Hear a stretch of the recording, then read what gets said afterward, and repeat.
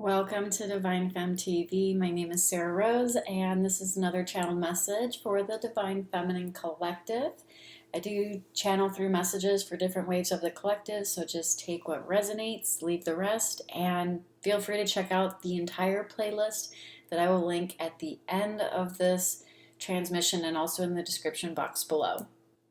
So just as I was sitting down, taking a few breaths, opening to receive the message that wanted to come through today, a huge raven flew in and perched itself on the roof outside my window and was super loud. You could not miss him.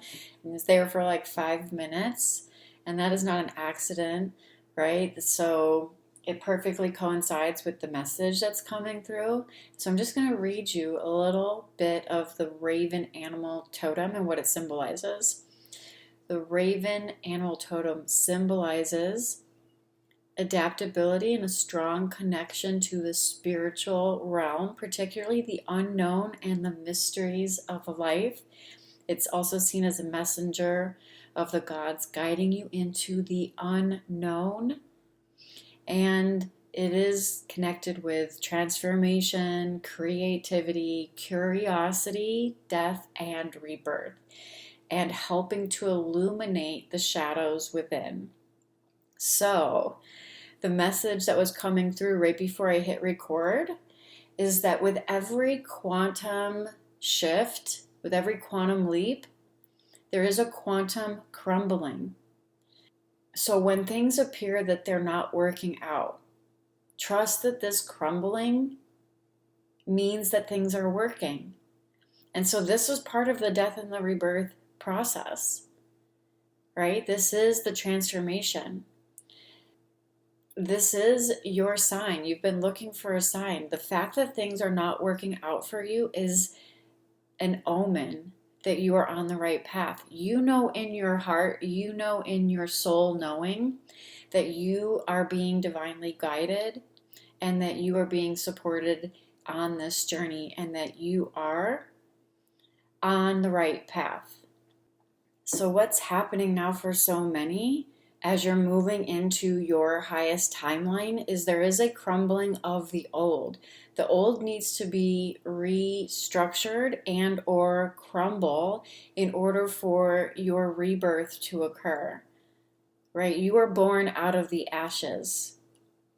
You are born out of the ashes of your old way of thinking, your old way of being, your old patterns and conditioning that are rooted in fear, lack, scarcity, or unworthiness.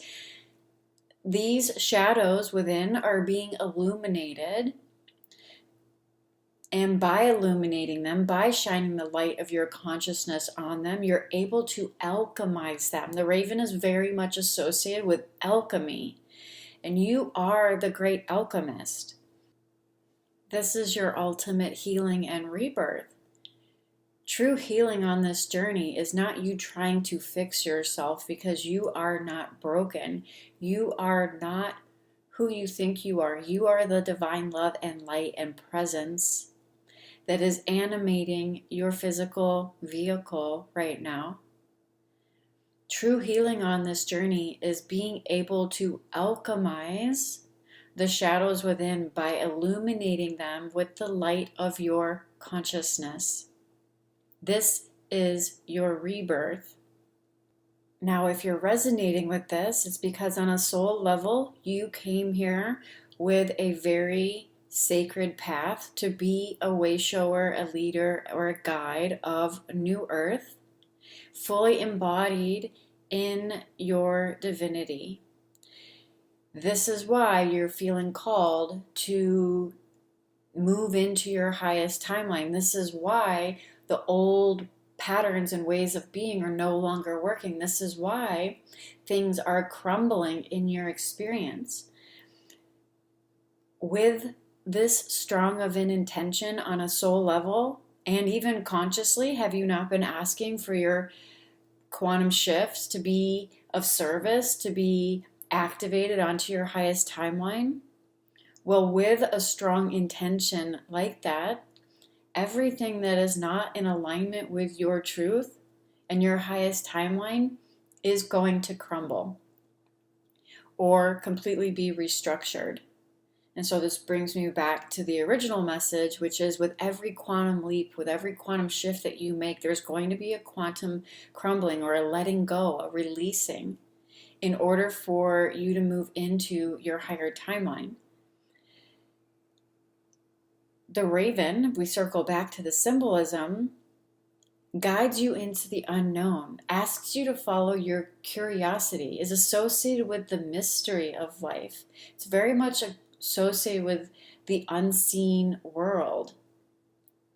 And at a certain point on this journey, you're going to have to release control and trust in the unseen. You can no longer fixate on 3D reality and try to manipulate or control it in order to fit into whatever your perceived version of success is or your perceived version of your highest timeline is. Now, I'm being guided to pivot slightly with this message, and I'll likely do a whole nother episode on what I'm about to share with you now. So if this resonates, wherever you're listening to this, make sure you're following along or you hit subscribe, because I'm going to continue this conversation. One of the interesting things about the raven is that it emphasizes the dual nature of both darkness and light. So I'm being guided right now to speak to the sacred feminine, which is both the light and the dark feminine. Part of this journey is coming into inner union with both your light and dark feminine. And the dark feminine is associated with your shadow. It's associated with transformation. It's associated with death and rebirth. It is associated with alchemizing everything within you that is rooted in untruth. Dark feminine energy is also about alchemizing where you carry shame, especially as it's associated with your sacred femininity. So your sensuality, your sexuality, all of that comes to the surface as part of your sacred embodiment. So really shining a light and alchemizing those aspects of yourself where you are not fully embodied in your truth and authentic expression. Working with the dark feminine essence within you is what allows you to fully reclaim your power and express in your bold authenticity. It's what helps you alchemize the denser energies that are holding you back from really being able to rise into your highest divine expression. When we look at nature, the ultimate example of the sacred feminine, when we look at Mother Earth and nature, there is both a light and a dark aspect, is there not? Is there not day and night? Is there not death and renewal? Is there not change, destruction, and transformation that leads to rebirth? We see this in nature with the seasons. It's evident everywhere. It's part of life. You are life. So to deny any aspect of yourself is to deny God, the ultimate creator that created you.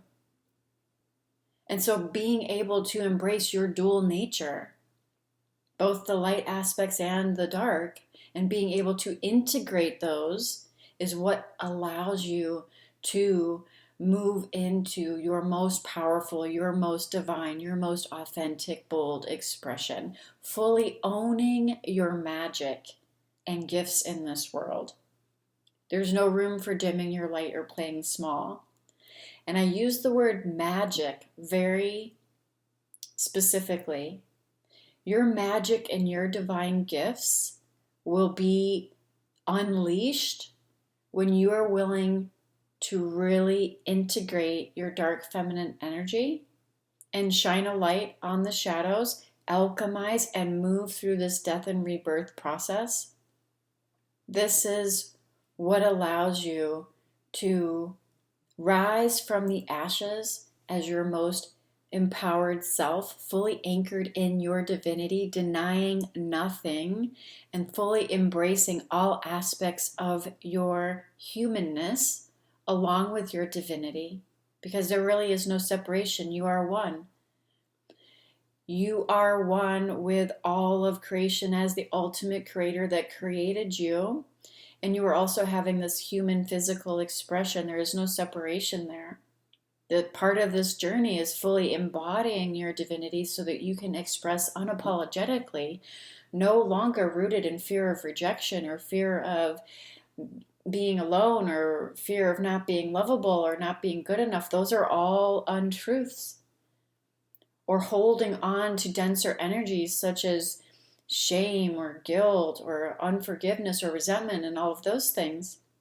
I can say after years of working with specifically soul-led female entrepreneurs and being one myself on this journey, your gifts, your divine magic, your unique divine sacred medicine for New Earth is hidden in your shadows. This is what Joseph Campbell meant when he said, "The cave you fear to enter holds the treasure that you seek."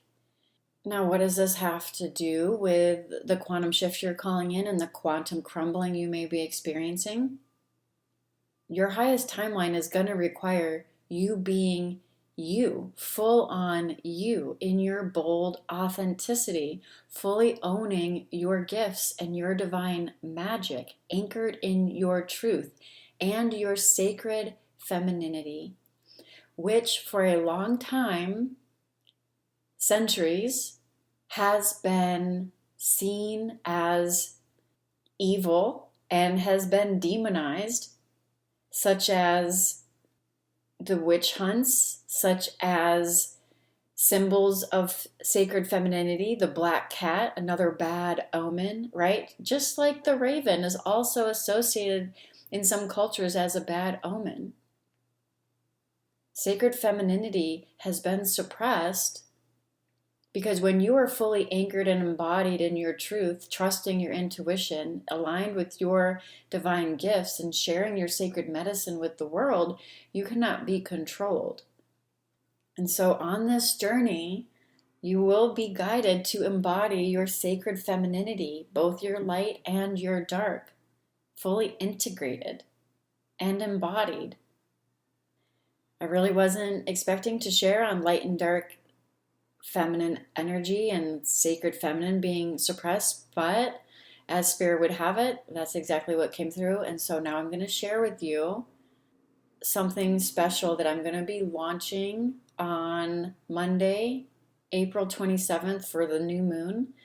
So this may not be available depending on when you listen to this episode, but as of right now, if you're listening to this and it falls within this timeline, I'm going to be dropping something on the new moon, April 27th, 2025. It's going to be available for maybe 3 to 5 days, and it's a bundle.